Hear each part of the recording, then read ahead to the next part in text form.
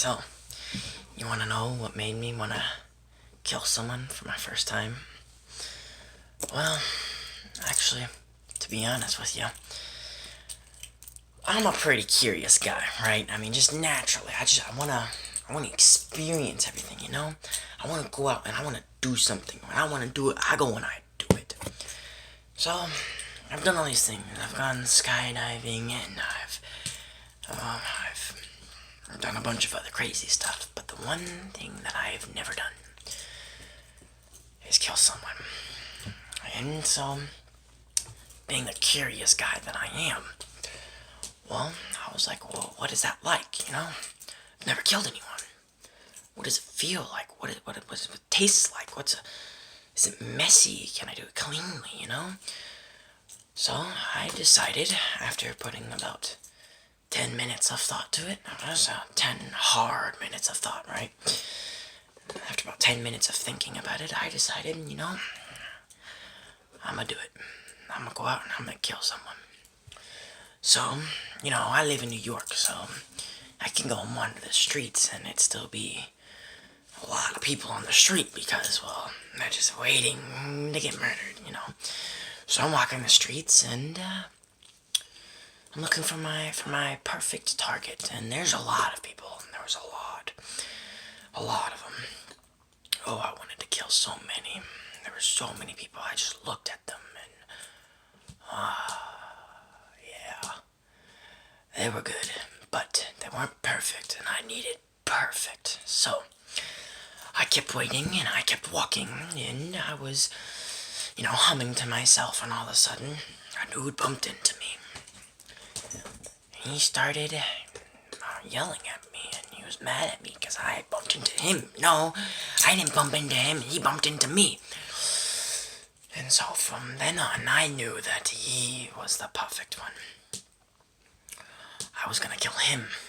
He was the one. And he kept yelling at me, and all I could think about was, well, I wanted to kill him, you know? He was the one for me. So, I said, you know what? You look like a nice guy. So, if you come over to my apartment number 69, and later on I gave him all the details of it. If you come around 8 o'clock,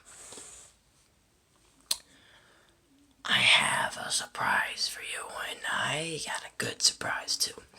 And I told him it was gonna be money, and it was gonna be a good amount of money too.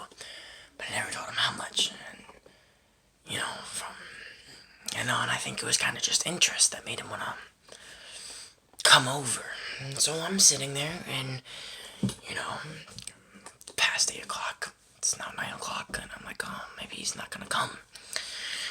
And so I'm watching my horror movies. Well, I wasn't watching it yet. I was watching TV, and I was scrolling through trying to find a good horror movie to watch. And about 10 o'clock now, and I hear my doorbell ring. And so I'm like, well, that might be him. So I go and I check on my door, and of course, there he is, right there. He's just standing there, waiting for his money. And I say, oh, come on in, you know? Trying to be greeting, right? Trying to welcome him in. Not trying to scare him off right away, because I don't want him to leave. I want him to stay here in my apartment forever.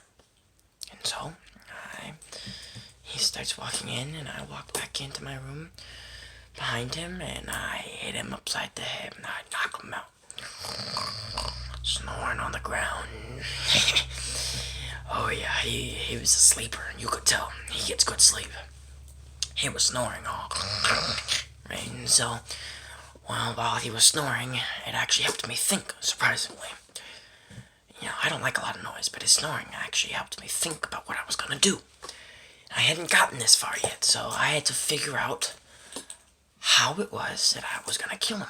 I hadn't thought about it yet. I've never done this either, so I got no idea what to do, so I'm thinking, and he's snoring, and it hits me. I got the perfect idea. And so I take a chair, and I duct tape him, and I duct tape him, and I duct tape him into that chair. And And I take a little piece and I cover his mouth over like this, and I go, and I grab an axe, I grab a knife, and I start a fire.